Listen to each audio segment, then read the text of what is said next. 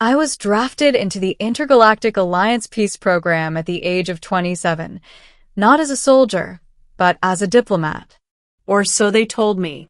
What they failed to mention was that the diplomatic arrangement would involve marrying an alien. It started after the Terran Wars ended, a bloody decade-long conflict between humanity and the Xyrath Dominion, a matriarchal empire known for their bioengineered warriors and emotionless logic. Millions had died on both sides before a ceasefire was signed. The alliance decided to seal the peace through something symbolic. Union bonds, they called it. Each participating species would select citizens to form marital unions that represented harmony between former enemies. When my name appeared on the list, I thought it was a clerical mistake. I was a low-ranking communication officer stationed on Luna Base. But they told me I'd been specially chosen. My DNA profile, psychological resilience, and linguistic adaptability made me a suitable candidate. The Xyrath representative stood across the conference hall that day, a tall, silver-skinned woman with opalescent markings across her temples and eyes that seemed to refract starlight.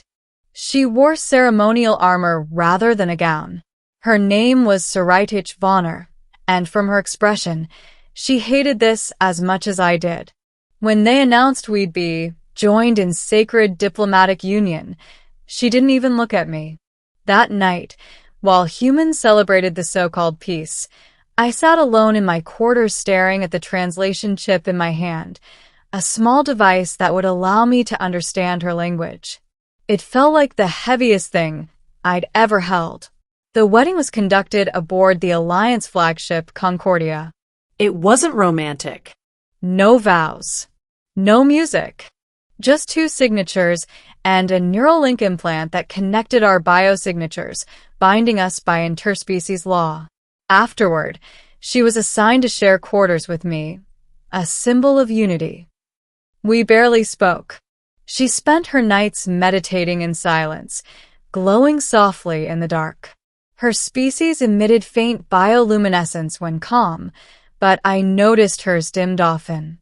Weeks passed before she finally addressed me. "You are afraid," she said one night, her voice smooth and melodic through the translator. "Wouldn't you be?" I replied. She studied me for a long moment. "Fear is familiar. It binds us more than this arrangement."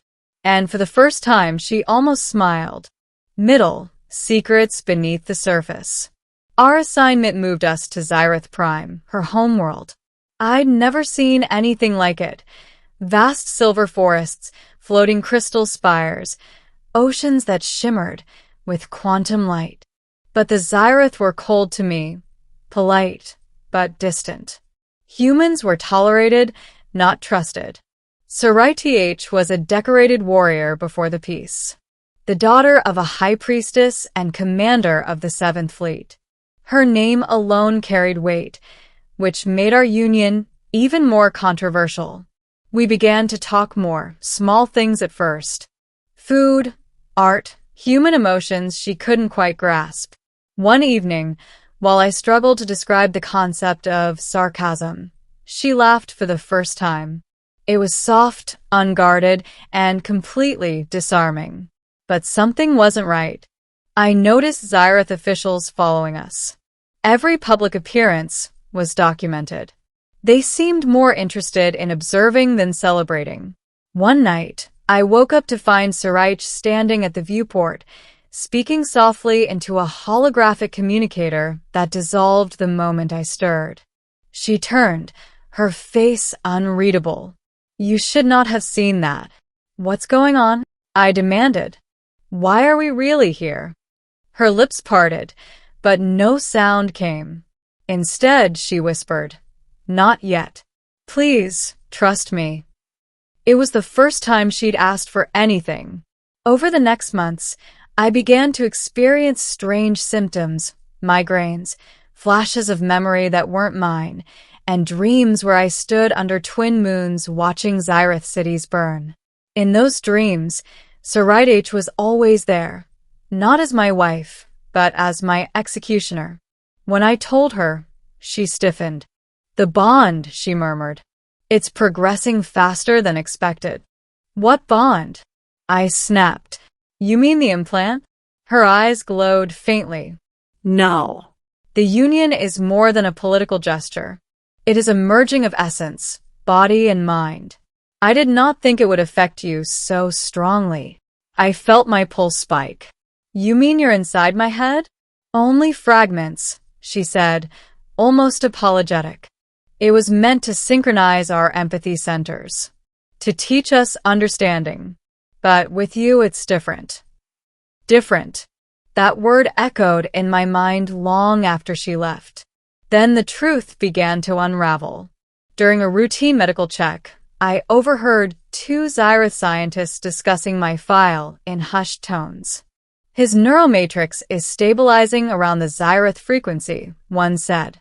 If this continues, he will achieve compatibility. Are they sure he's unaware? The other asked. Saraitich keeps him compliant. When it's time, she'll finish the convergence. I confronted her that night. What do they mean by convergence? What are you keeping from me? Saraitich froze, her usually calm demeanor fractured. You were not supposed to hear that. Then tell me the truth. I shouted. Why was I chosen? Why me? She took a step closer, eyes glowing brighter than I'd ever seen. Because you are dying. The words hit like a plasma bolt. What? What are you talking about? Your species has been affected by residual radiation from your wars. Most do not notice it yet, but your cells show accelerated decay.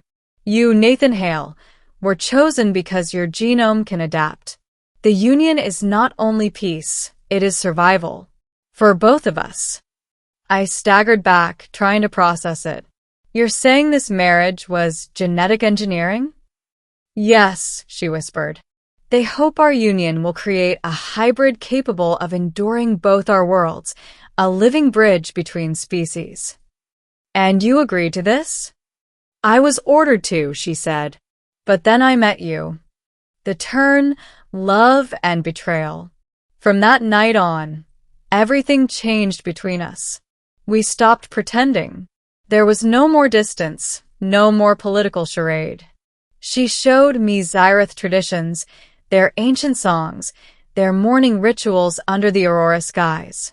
I taught her human laughter, how to tell a joke that made no sense, and the feeling of rain on skin. Somewhere between resentment and revelation, we fell into something real. She touched my face one night, her skin cool, her eyes shimmering. Our people believe souls can merge. Perhaps they were right. But our time was running out. The Alliance Council announced the next phase of the Union project. They wanted offspring, proof of biological cooperation. Neither of us was ready. We'd barely come to terms with what we were. When Saraitich refused, the Xyrath High Command declared her disloyal. They would replace her and terminate the experiment. I was scheduled for reassignment, which meant they'd wipe my neural patterns and recycle my DNA. Saraitich came to my quarters in the middle of the night. We have to leave, she said, her voice trembling for the first time. They will kill you if you stay. Where will we go? There's a colony, neutral territory. If we reach it, we can disappear. I grabbed her hand. Then let's go. Climax, the escape. We stole a Xyrath transport disguised as a diplomatic shuttle and launched into hyperspace. Pursuit came within minutes. Warships shadowed us across light years. The chase tore through nebulae and asteroid belts. Every shockwave rattled the hull. Saraitich rerouted power while I manned the navigation. Her movements were swift, precise. The warrior she once was blazing through her calm exterior. Hold the stabilizers, she shouted over the alarms. If the quantum field collapses. I know, I yelled, gripping the console. A blast rocked the ship. Systems flickered. We dropped out of hyperspace near an uncharted planet, barren, ringed with debris. Our vessel spiraled, crashing through the thin atmosphere before coming to rest in a canyon of red glass. When I woke, she was lying beside me, bleeding from a deep gash across her shoulder. Xyrath's blood shimmered blue in the fading light. "Nathan," she whispered weakly. "They will follow. You must go." "I'm not leaving you." Her eyes softened. "If they capture us, they will use you. They need your genome. Promise me you'll run." I shook my head. "We started this together. We end it together." Her hand brushed my cheek. Stubborn human. We didn't have long. The pursuing ships landed nearby. I grabbed a plasma rifle from the wreckage and turned to her. "Can you still fight?" She smirked faintly. "I was born for it." Side by side, we faced them. Xyrath's soldiers led by a commander who barked an order I couldn't understand. Sci-Fi answered in her native tongue, defiant, proud. I didn't know what she said, but it made them hesitate. Then the shooting started. Plasma bolts ripped through the air. The ground erupted around us. I took down 2 soldiers before one struck my arm. Pain seared through me. Sci-Fi lunged forward, her blade flashing, cutting down 3 before a shot pierced her chest. She fell to her knees. "Sci-Fi!" I screamed, catching her as she collapsed. The commander aimed his weapon at me and froze. Her bioluminescence flared to blinding intensity, spreading across her veins like wildfire. Her voice was soft, yet echoed like thunder. "Our bond is complete." Light engulfed everything. Ending. The truth beyond death. When I awoke, I was no longer on the battlefield. I stood in a field of silver grass under twin suns. A voice echoed inside my head, Sci-Fi's voice. "Do not be afraid." I turned, and she was there, whole and radiant. But she wasn't physical. She shimmered like energy itself. "What is this?" I whispered. "Our bond transcended flesh," she said. "When I fell, the union activated its final phase. Your neural and genetic patterns merged with mine." "You mean we're one?" She smiled. "2 souls, 1 existence." I felt warmth spreading through my body, memories, emotions, sensations that weren't mine, yet felt familiar. I could feel her heartbeat within me, and she could feel mine. Then the world around us shifted, and I opened my eyes in a medical chamber aboard a human ship. The doctor leaned over me. "Easy, son. You're safe now." Where is Sci-Fi?" I croaked. He exchanged glances with the nurse. "There was no one else, son. We found you alone." But when I looked at my reflection in the glass, my eyes shimmered faintly with Xyrath light. Her voice echoed in my mind. "We are not alone." Epilogue: The New Dawn. Months passed. I became the first recognized hybrid, not biologically but neurologically. Her consciousness remained within me, guiding, whispering. Together, we represented what the Union was truly meant to be, not control, not politics, but connection. When the Alliance heard of our survival, they tried to summon me back. I refused. Instead, I helped found the neutral colony Sci-Fi had spoken of, a place for those who didn't belong to one side or the other. Every night, I look at the twin moons and hear her voice. "Do you regret it?" she asks. I smile softly. Not for a second. And somewhere, within the quiet hum of my thoughts, I feel her laughter, the sound that once shattered the silence between 2 enemies and built something neither of our worlds could destroy.